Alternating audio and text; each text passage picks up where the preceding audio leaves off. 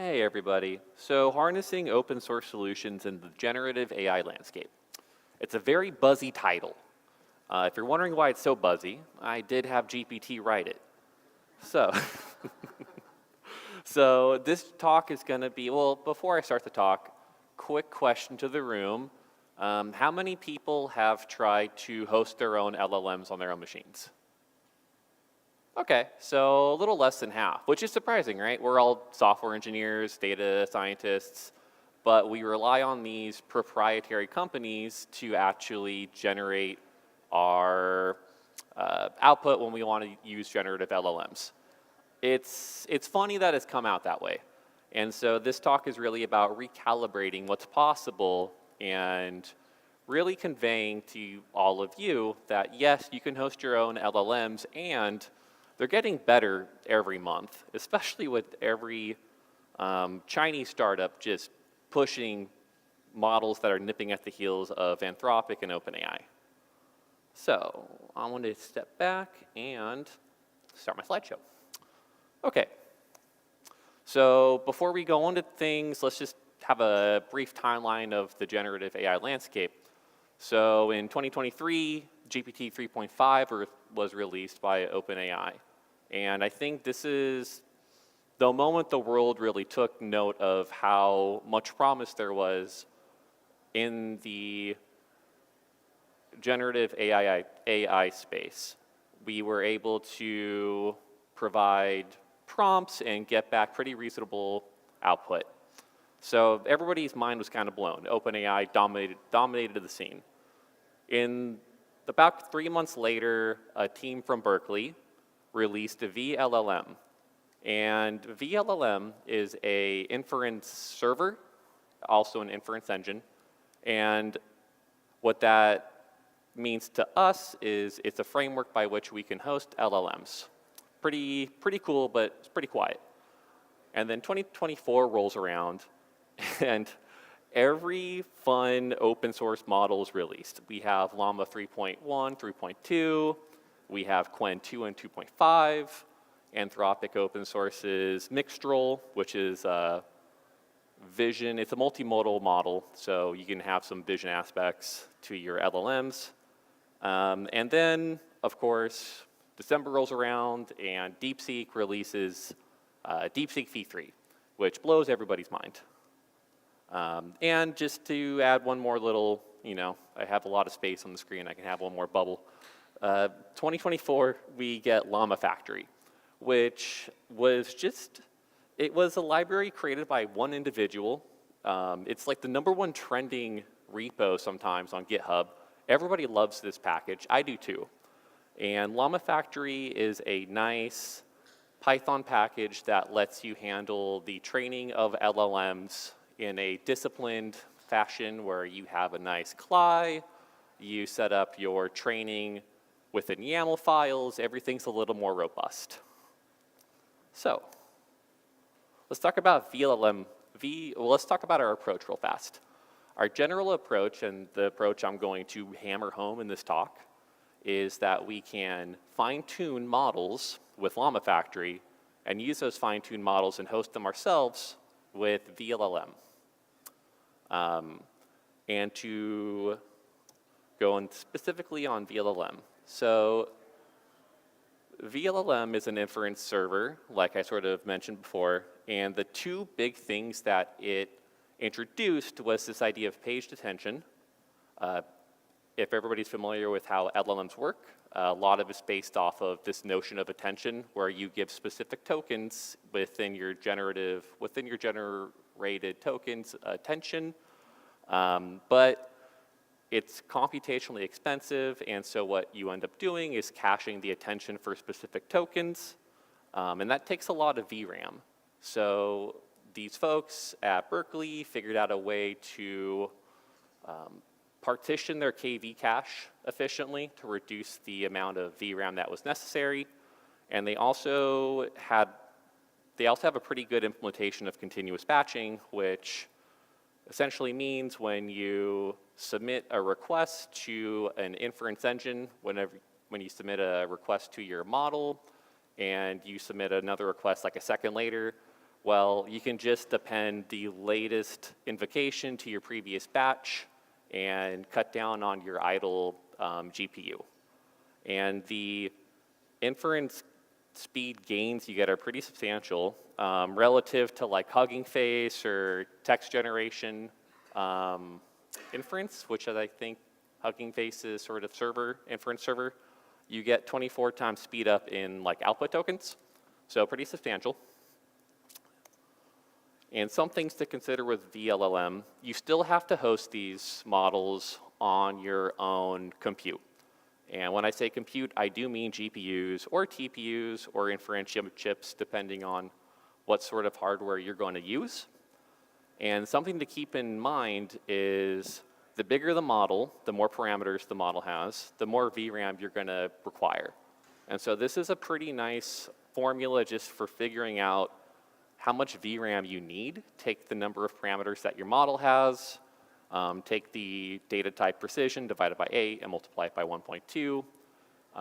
But the way to think about this in your brain, if you have a model that has like float 16, take the number of parameters that you have, multiply it by 2. That's how many bytes you're going to end up using. So like a 7 billion parameter model, 16 float, you're going to need about 16 gigs of RAM to host that. Okay, and let's talk about LLaMA-Factory real fast. So LLaMA-Factory provides us with some streamlined fine-tuning, and they support a ton of different models, some open source models, such as like qwen 2.5, all the R1 distilled models that DeepSeek put out there, Meta's Llama 3 models, Microsoft's V4 models.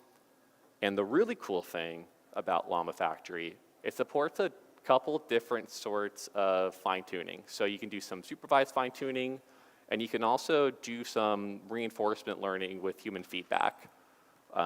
By training models via PPO, you can train your own reward models, pretty neat. They also provide you the means to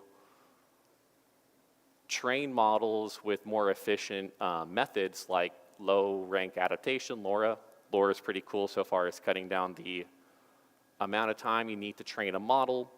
So pretty cool. They also have some very good CLI and YAML configurations. And some more engineering considerations for LLaMA-Factory. So I'll just drop this table real fast, and the sort of models that we're going to train today, and we're not going to train a lot of models because it does take time to train a model, and I only have you for about an hour. So a lot of these models are pre-trained. But if you want to train a 7 billion parameter model, you're going to need about 16 gigs of VRAM. Is that teeny? Okay. And before we launch into sort of our demo, I just want to make it clear when you might want to consider hosting your own model or just using a proprietary model. So what are some things you gain by hosting your own model? Well, you can cut down on latency. You know, you have to call a third party. The third party has to give your answer back. There's inherent latency involved. If you host on your own resources in your own cloud, you can cut down on latency if you have really strict SLAs. You also only pay for your hardware.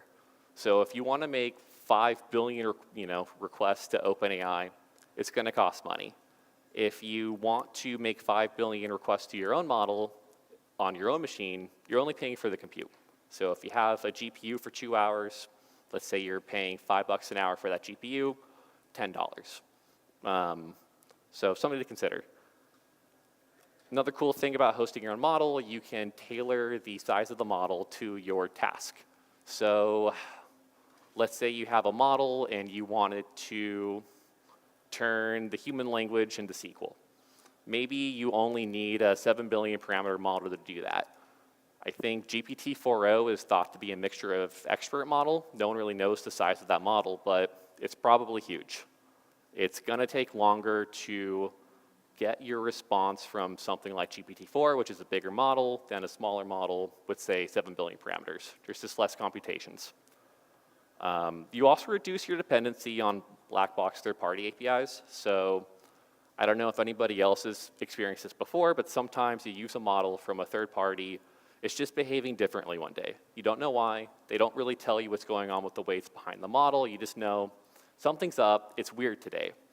It doesn't feel great when you're an engineer and you have an application. So if you host your own model, you have a frozen snapshot of weights at a given time, you can kind of rely on that a little more.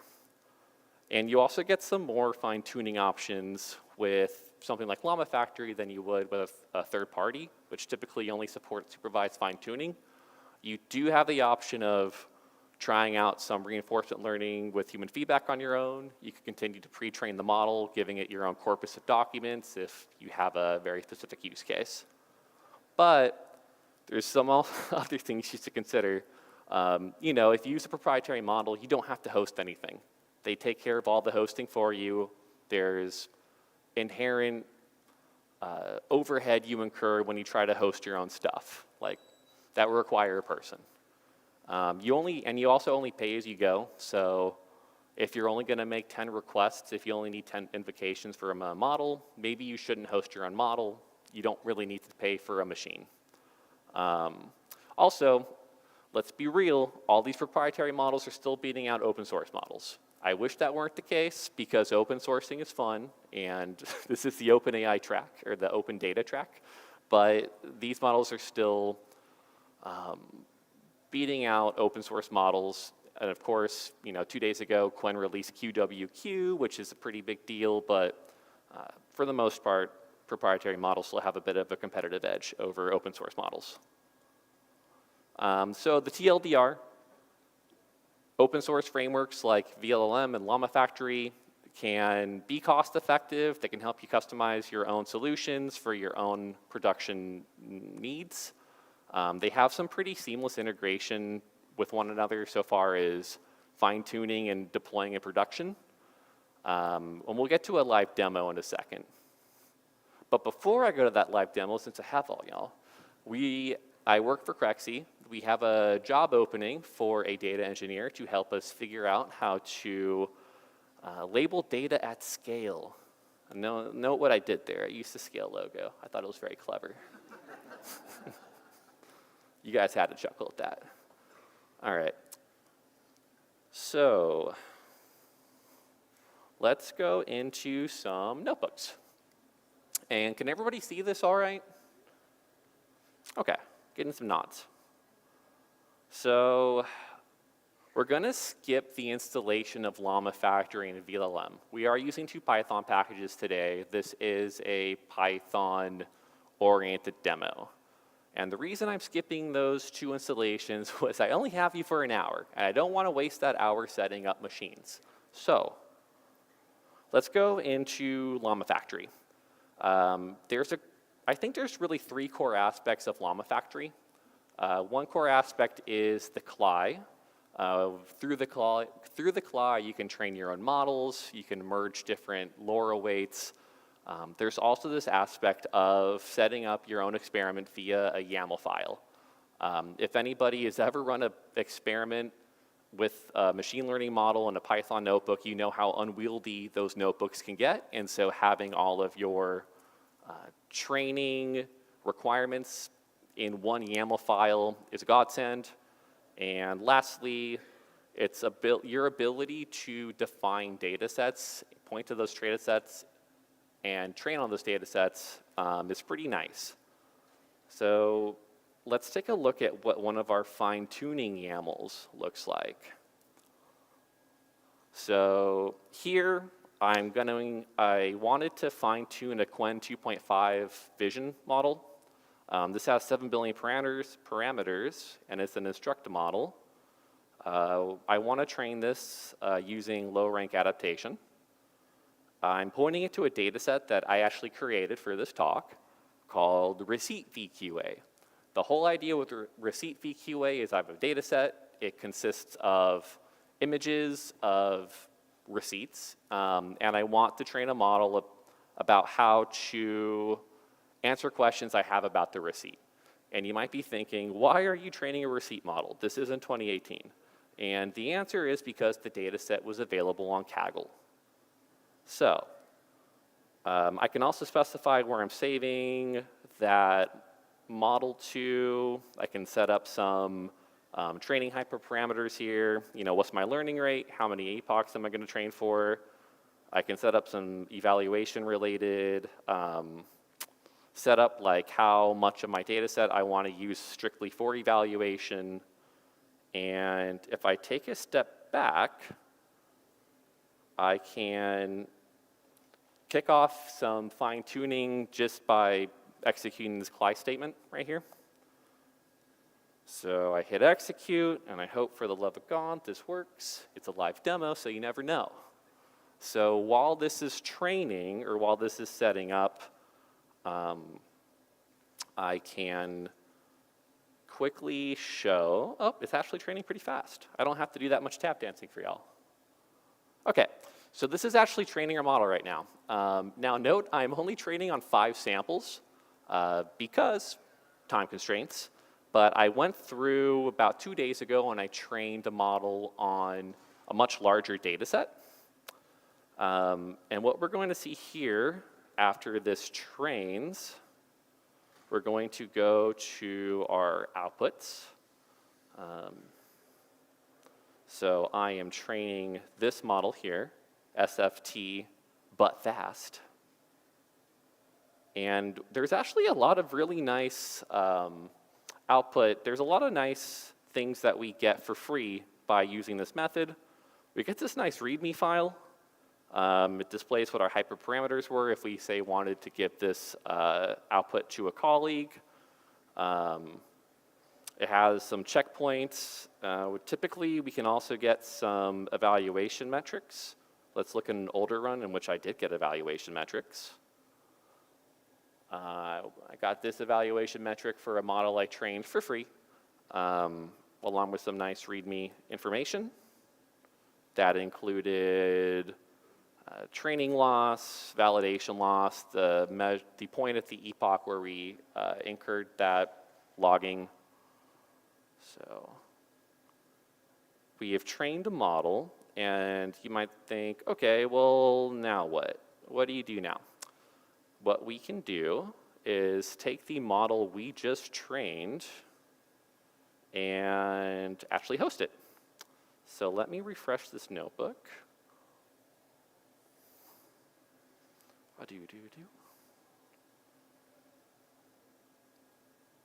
Okay, let me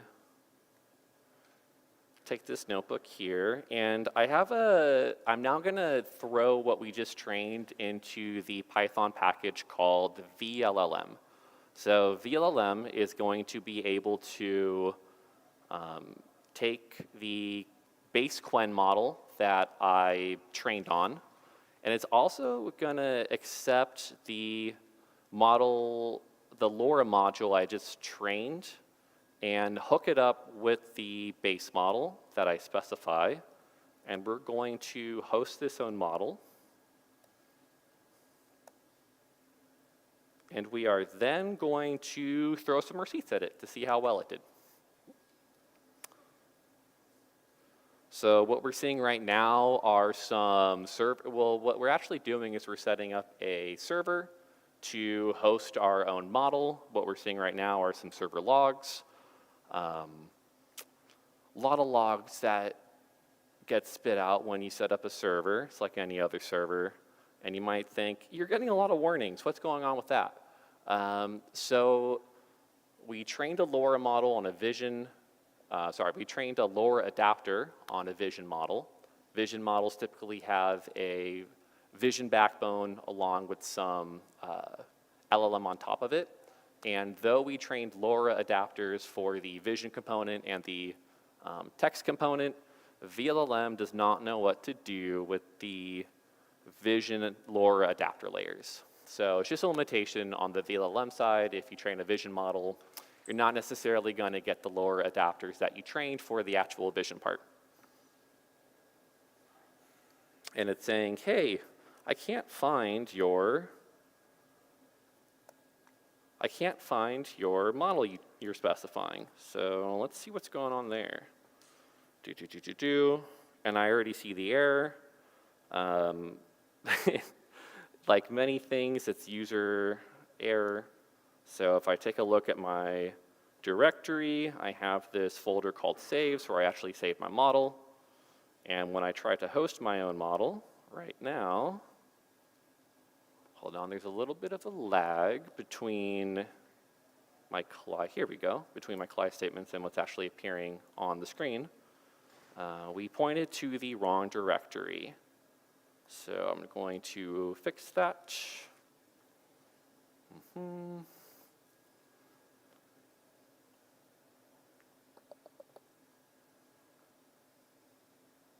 Okay, let's host this. And while this is getting set up in my other screen, we're going to take a look at the receipt I am going to analyze. So this is the target receipt. Zooming in does not do anything. But let's see what this person bought. They bought some Pillsbury stuff, Starbucks.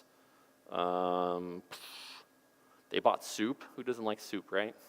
So let's see if we can analyze this receipt once my model is nice and hosted.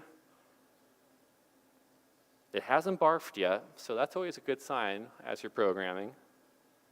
Right now, it's turning my model into a coup de graph.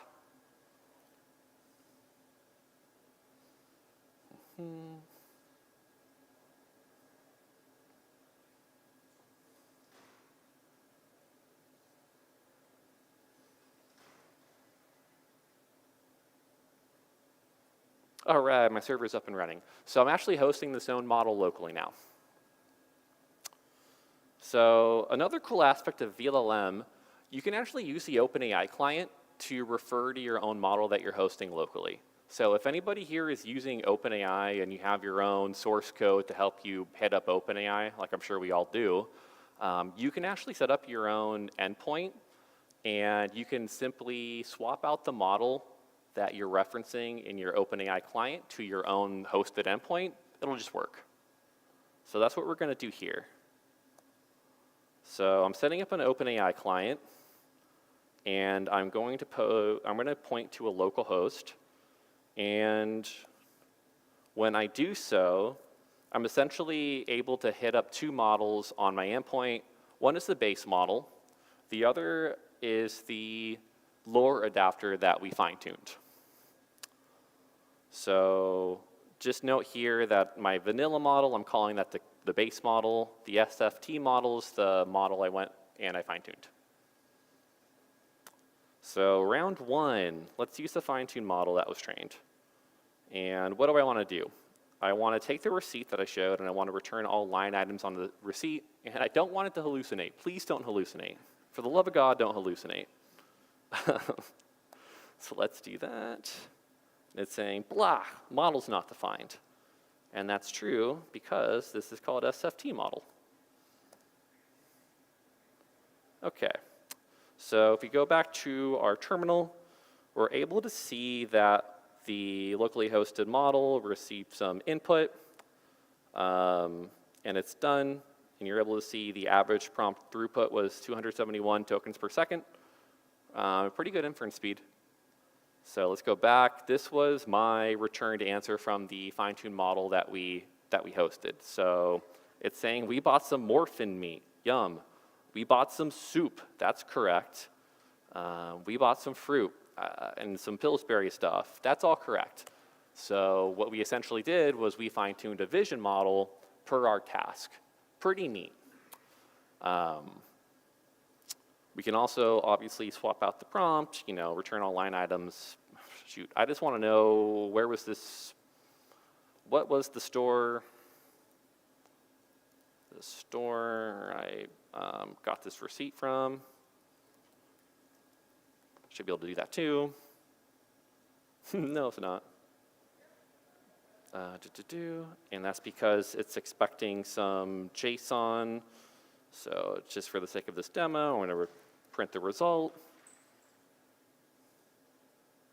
And the result was Memphis East 901.261.5079.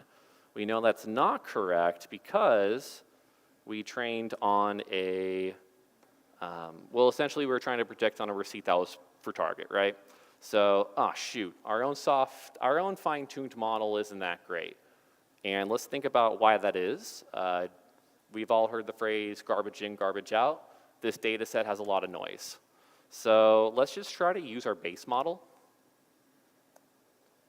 And one of the cool aspects about vLLM, we kind of heard the past presenter talk about schemas. If anybody's used OpenAI, if anybody's used the outlines library, there's this idea about structured outputs where you can provide your own pydantic model. And if you have your own pydantic model along with a prompt, you can get structured output per your schema specification. And so for this example here, I defined a pydantic schema called line item. That's essentially, if we think about a receipt's going to have an item key. That was kind of the barcode for the thing you bought. It's going to have a name. You bought something. We're going to have a quantity associated with the item that we purchased, and that is going to have some monetary value. So that's a line item, and we think about it, a receipt is a collection of line items. So here I have a pydantic class called line items, and essentially I'm saying, hey, I have a list of line items, and this is what I want you to extract. This is what my schema looks like. And so let's hit up our vanilla model, and let's provide it our JSON schema. Bam. And it's saying, there's no line item schema defined. And it's because I didn't execute those cells. So let's try again. OK, so this is currently producing some output. We can look back at our server logs here. The average prompt throughput blows my mind. 621 tokens per second. We got output. Let's look at our output. Some nice structured output from our model. We have item keys, we have item names, item quantities, item values. So everything we're expecting to produce, we got from our model simply using our pydantic schema and our OpenAI client. So pretty neat. And let's take a look at another use case we could potentially use vLLM for. Show of hands, who's heard about reinforcement learning with human feedback? OK, decent amount of hands. Essentially, reinforcement learning with human feedback, and I'm sorry for everybody who already knows, I'm going to regurgitate what you probably know. It's a means by which you can train a model to judge the response of another model's output, provide a loss. We heard the last speaker talk about this cycle. And then using that loss, you train another model. So basically, you have a critic model that's been trained on human preference. And this critic model is gauging the output of another model. And the error that the critic model perceives is backpropagated through the model you're trying to essentially train. And I have found a nice little diagram about reinforcement learning on the interwebs. The whole idea is that, one, you train your reward model to think or to sort of judge like a human, and then you're essentially taking an active model, which is this little red box. You are sending some query through that LLM, it's producing a response, and then you're using your reward model to criticize the output and use that criticism to make it better. So OpenAI used reinforcement learning with human feedback to train their GPT-4o model. Not really sure if they used it to train O1 or O3. It's a little bit of a, I don't know if anybody really knows. Somebody probably knows. I don't. So the two things that we need to do are train our own reward model and then use that reward model to train an active model. And you can actually do all that with LLaMA-Factory. So let's go into those YAMLs that I mentioned. So the first thing we would have to do is train a reward model. You're probably wondering why I'm using qwen 2.57b instruct instead of a vision model. It's because when I tried to set up this demo 2 days ago, I hit a bug that the entire world's hitting with LLaMA-Factory. You cannot train models via PPO that are vision-based with LLaMA-Factory. They suggest to use another repo, so we're going to stick to a purely text model. Anyways, let's look at this YAML file to train a reward model. All we need to do to train this reward model is change our training objective. Instead of doing supervised fine-tuning, we're going to say, hey, we're doing rewards model. RM stands for rewards model. And we're also able to fine-tune that via LoRa. I use one of the data sets that that LLaMA-Factory provides by default called DPO English Demo. This DPO data set is essentially a data set that contains rejected and accepted answers. You can use that to essentially train a model on human preference. You train it to prefer the answer that was accepted rather than the answer that was rejected. And so after we train this reward model, we can then go in to our other YAML file called RLHF-PPO. And all we have to do to train a model that's being critiqued by another model is change the stage to PPO, proximal policy optimization. And we also point it to our reward model. That's our critic model. And so once you have these two YAML files set up, you can essentially do reinforcement learning yourself, or reinforcement learning with human feedback yourself. There's no barrier, there's no reason why only proprietary companies can do reinforcement learning with human feedback.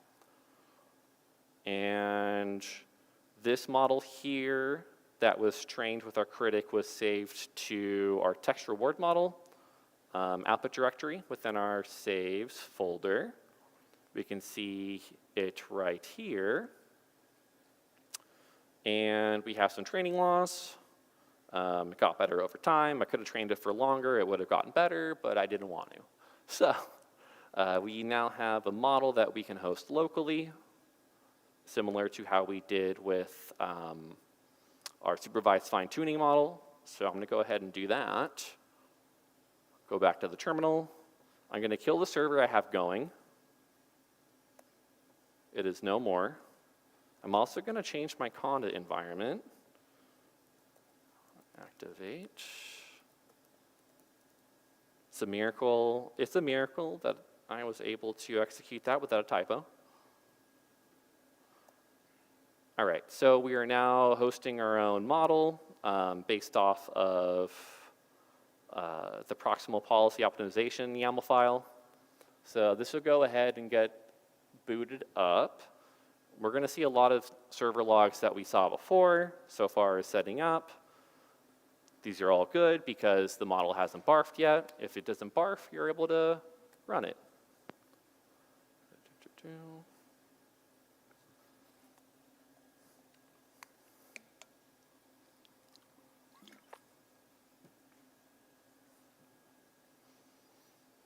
And while this is booting up, just for fun, I'm wondering how much VRAM we're taking up. So we're taking about 16 gigs of VRAM, and it looks like we're only using one device. We can change that the next time we run a model. One of the nice things that vLLM handles is multi-GPU distribution. So if you have a model, let's say it's like 70 billion parameters, you can't fit that on a single GPU. You can just get 4 GPUs and host the model on those 4 GPUs, and it'll shard the weights and handle that all for you. If anybody's had to do that themselves, I'm sure you know how big of a headache it used to be. You'd have to set up like deep speed or another framework that was really tricky to get going. But no longer. You don't have to do that. It barfed again because I had the incorrect location for the saves directory. So that'll boot up. Okay.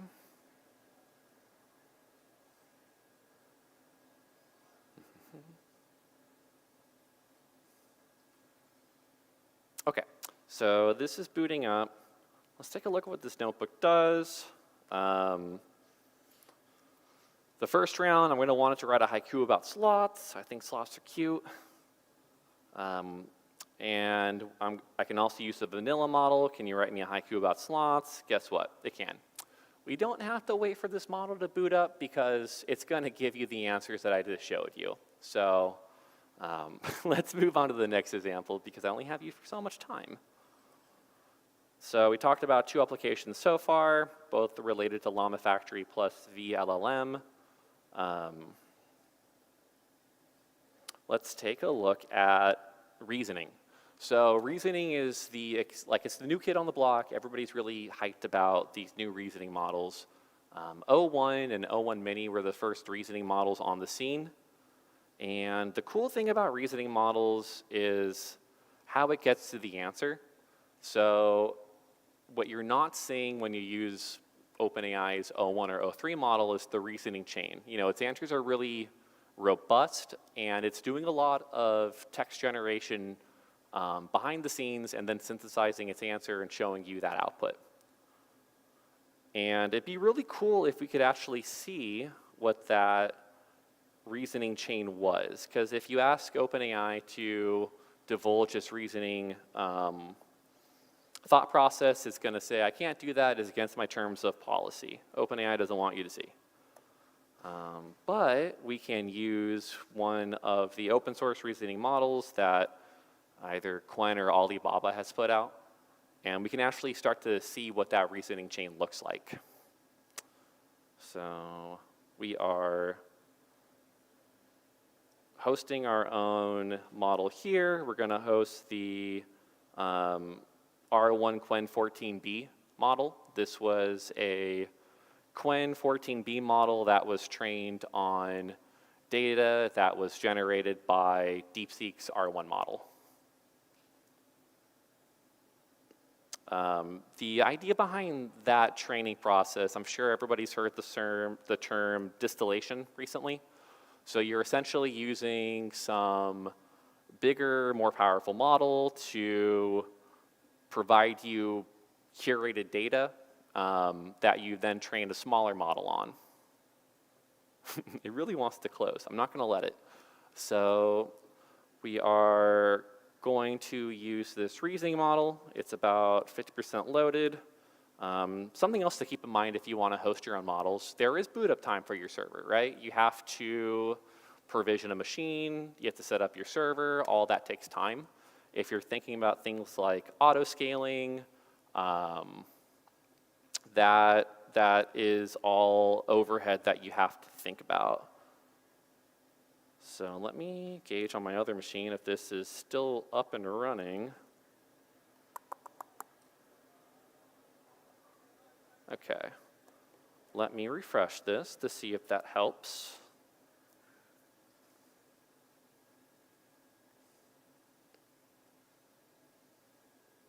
Let's go back to our terminal. All right, cool. So our server is actually running. Let's look at what our reasoning model is doing. So I want to see if the reasoning model can figure out whether or not 9.8 is greater than 9.1. This is a quantitative exercise that I want the model to think through. I'm sure, I don't know if anybody's here has seen the strawberry example, you know, count the number of R's in strawberry. Machines can't do it. So let's see if our own reasoning model can figure out if 9.8 is greater than 9.1. And let's see how it came about to that conclusion. So we can take a look at our server. Oh, it's done. All right, so let's take a look at its reasoning. So it figured, hey, I can look at the whole number parts of both numbers. Both 9.1 and 9.8 have nines as a whole number, so let's go into like their 10th and 100th digit places. It then goes into some rationale behind whether or not 8 is a bigger number than 1. Guess what? It is. And it's able to arrive at the correct conclusion. 9.8 is greater than 9.1, which means 9.8 is greater than 9.11. So it did that right, and then after its reasoning context, it synthesizes its reasoning and provides the user with a little bit more of a concise answer. So, you know, good job machine. And let's take a look at the receipt. Let's take a look at this markdown of a receipt. If we note here, this receipt, I bought 1 asparagus for $1, I bought 2 broccoli for $2, and I bought 3 carrots for $3. I wanted to figure out what the per item cost basis is. Let's see if it can figure out whether or not a carrot is worth $1 and a broccoli is worth $1. So let's fire it off to the machine that we're hosting. You can see the server, it's handling the request, going through. And once we see that little OK here, we know that we've gotten an answer back. And look at that, we got an OK. OK, so sort of a longer reasoning chain here. So you can see it's really cool to look at this reasoning context. Let's just take a look at the asparagus. $1 divided by 1, that's $1. Done. Let's take a look at broccoli. $2 divided by 2 pieces is 1. So it's $1 per broccoli. It does so for asparagus too.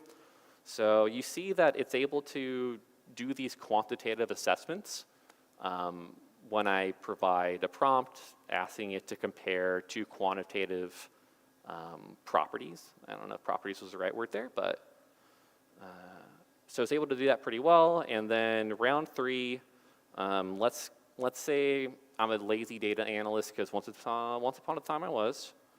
And let's see if it can come up with an idea to analyze some data that I'm providing it. So I have this Pokemon data set locally, and I want to see if it can take a look at my Pokemon data set. It has a couple of columns. Those columns have certain data types. I'll also give it a sample of my data set. And I want to see if it can return Python code to actually think about an analysis that could run for me, because I don't want to think about it. You're thinking, hey, why don't you just use something like YData's pandas profiling? Won't that do a pretty good job? And the answer is yes, it'll do a great job, but I'm trying to demo you a reasoning model. So we're just going to go ahead and do that. So it's thinking about how it wants to tackle this analysis, and then it's going to provide me with some code I can run after the fact. Then take a look at this. This is a bit of a beefier, it's a definitely more involved ask that I'm asking the model to do. It has to think through how would I structure an analysis in Python, so it's going to take longer. The reasoning chain is going to be pretty lengthy, just based off of me running this prior to this demo. And it's done. Okay, so you can kind of think through, you can look through its reasoning content so far as what would be interesting to someone else if I were to do an analysis around this data. So, it's taking a look and it's noticing some columns or objects like ability and capture rates. It's also noticing that some of my columns are float 64. Maybe I can do something with those data types. And let's take a look at the final output. This is a little hard to read for me as well, so I'm going to zoom back in. But the first thing it would want to do is an analysis of type effectiveness. Then it wants to make a heat map of that type effectiveness. That's cool. Heat maps are always fun to look at. Then it wants to do an analysis of base stats. It looks like it wants to do some correlations between those base stats. Wants to do an analysis of the abilities, analysis of capture rates by generation, analysis of type 1 and type 2 effectiveness. So there's a lot to this analysis, and it kind of summarizes what it wants to do here. So it was able to sort of do a game plan for what analysis it wants to do, and more than that, it's giving you the reason why it decided that might be interesting. So if you're thinking about having your own models do some analysis for you and you want to QA its thought process, you can totally do so. I'm not going to go through and debug this code on the fly. I have about 19 minutes left. So leave that, what is that? What did our professor say? I'll leave it to the student, the reader. Yes, the exercise is left to the reader. Okay, last example. So we can also use vLLM to set up a RAG, a real-time augmented generation application The whole idea here is you have some raw data sources. We are going to embed those, turn those into meaningful vectors, throw those into a vector database, right? And then, as a user, I'm going to ask questions against my vector database, and it's going to turn my question, also turn it into a vector, and it's going to do a dot product comparison between my user vector and the vectors I have in my data store. It's going to pull out answers, and then it's going to synthesize those answers and return a nice little response to me. It sounds like a lot, but it only took about 2 or 3 hours to code up, so it's actually not too hard to get going. And there's a lot of talks about RAG at this conference, and I think it's because they're fancy, they look fancy, and they're pretty easy to get going. So let's go ahead and host this model. I am going to nuke the server I have going out of orbit.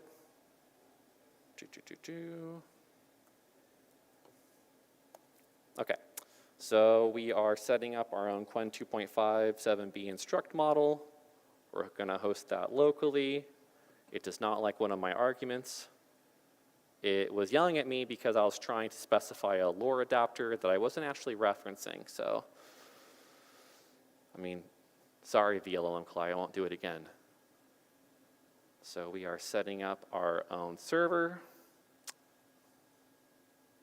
And let's take a quick look at our code real fast. I'm also going to set up 2 other models, but just within the notebook for now. I'm going to set up an embedding model to turn vectors, or rather to turn text into vectors. And I'm also going to set up a re-ranking model. And the whole point of the re-ranking model is, okay, you retrieve some documents from your data store. Let's re-rank them to get a sense of which retrieved documents most closely match my query. And let's take that sort order in mind and only synthesize an answer based off of the top k many documents. So we're setting up those models locally. I'm doing that here. And let's take a look at our prompts. These are prompts that I did write, and the last speaker has me thinking that I should let machines write these prompts. So maybe I'll take a look at that in the future. But let's take a look at our embedding prompt. It's just saying, hey, you're given text data extracted from a Pokedex about Pokemon. The next user query is, hey, you're given Pokemon query. This query might include a request for details about the Pokemon data. And then finally, we have a RAG prompt, and that RAG prompt is essentially saying, hey, I had a user query, I retrieved documents, now synthesize an answer per my user query. Let's see if our servers are up and running. All right, so our qwen model is hosted. Our other 2 models to re-rank and embed are getting set up as I speak.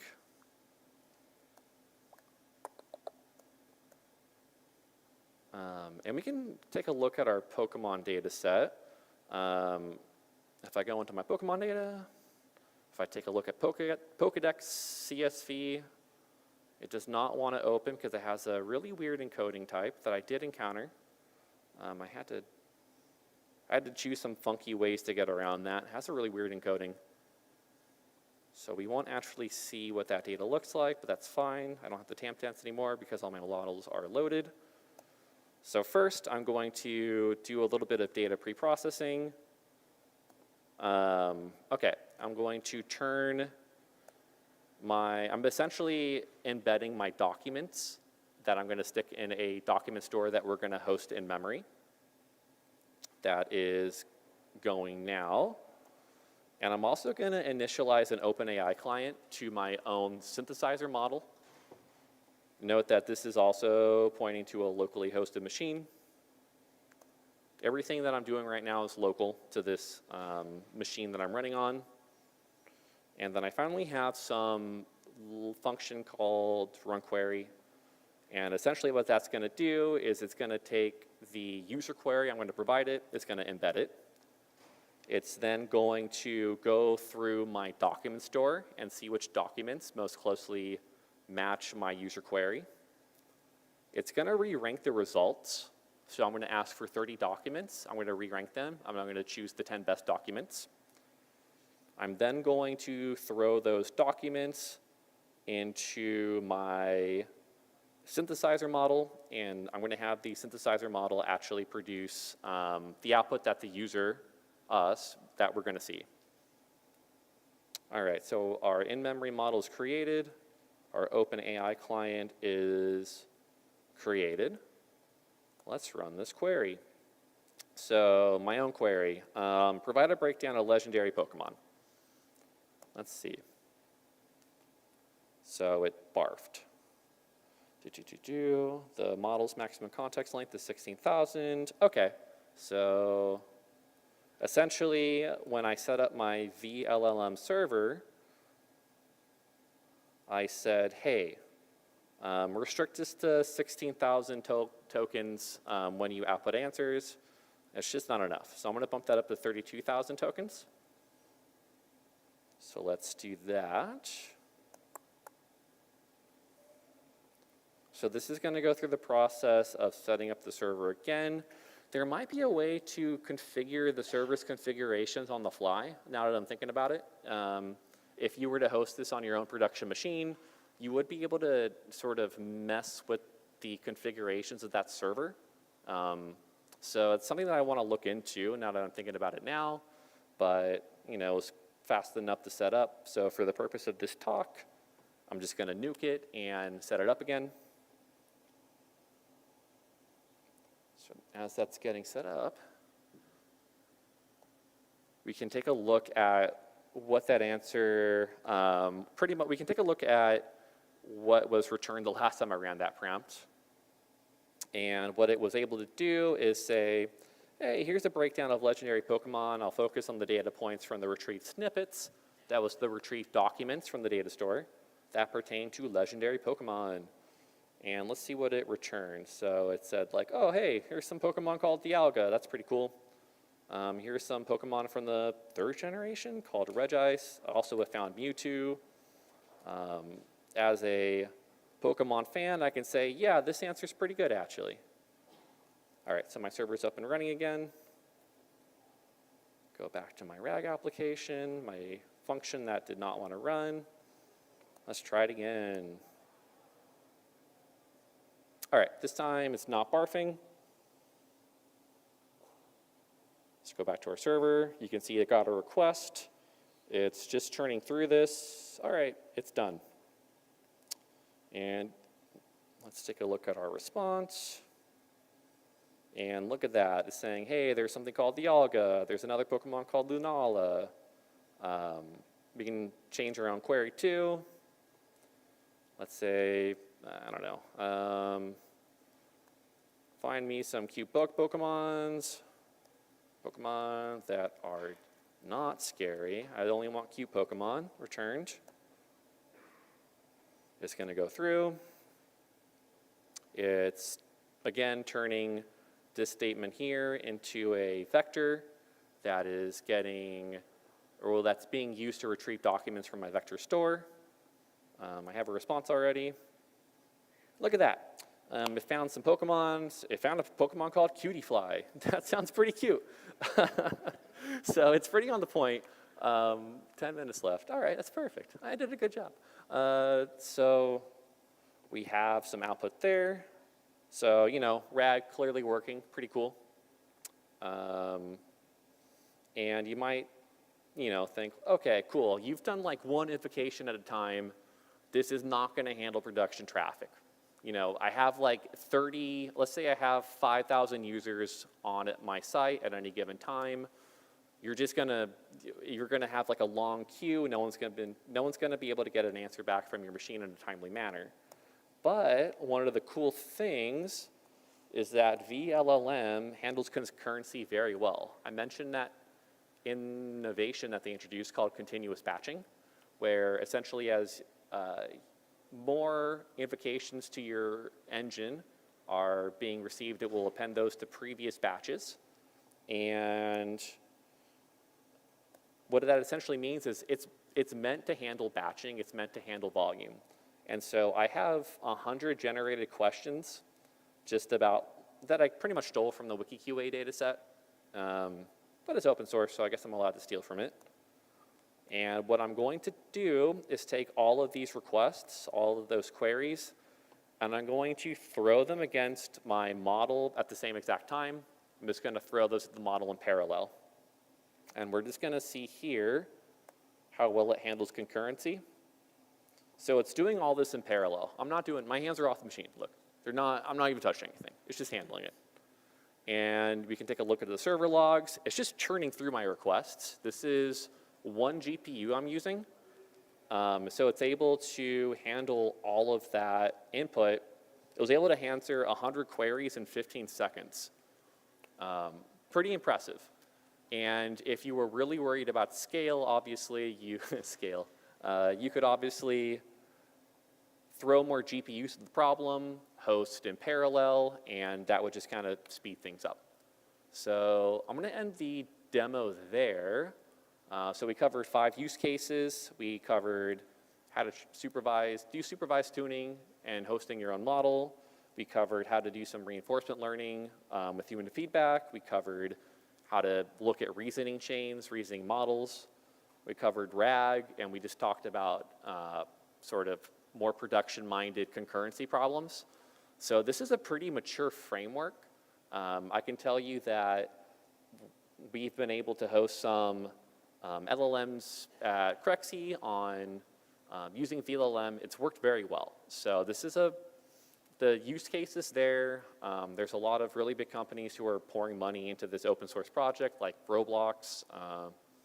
Go figure, they're like a really good tech company. And yeah, that's the talk. If anybody has questions, shoot away. Yes. Mm-hmm.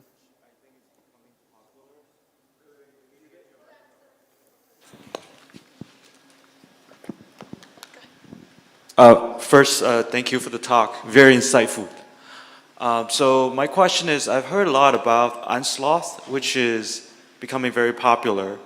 And my understanding is that it can work inside LLaMA-Factory, but I'm not sure. I'd love to hear your thoughts on it. So before I answer, does anybody else in the audience have experience with Unsloth? Okay, I was going to defer to somebody who knew. From my understanding, Unsloth is a framework that helps you quantize your models. And so quantized models are a big deal when you need to fit a really big model into your own memory and you start to play around with the data types. Unsloth has some pretty cool means by which you can really shrink this memory footprint of a model. So LLaMA-Factory has bits and bytes support, which is pretty similar to Unsloth. I wouldn't be surprised if they have direct Unsloth. I wouldn't be surprised if they supported it, but I'm not entirely sure. Thank you. Anybody else? Any more questions? Does LLaMA-Factory, or I guess the vision models you've been showing, how does that handle if you wanted to work with more like structured data, like CSVs, things like that in the context of RAG? Does it Yes, work in any of so those? I showed the image example because that's a little more complicated than the CSV example. So what you can essentially do is set up your own data set, and if we actually take a look at our at the data set that we created for the VQA receipt example. Here we go. This is the actual JSON that I trained on for that VQA example. And this looks like a JSON-L where essentially, if you've ever trained against OpenAI, we're using the shared GPT format where you have a role here that was like a user query, and we're saying, hey, assistant, I want you to return Safeway. And all you would have to do to get your own CSV thing going, just replace, this is a placeholder to refer to an image. So essentially what I'm saying here is, hey, given the image down here, name of the store, please, return Safeway. Just get rid of the image. You'll be able to train on your own data. You just have to make the JSON file. Pretty cool.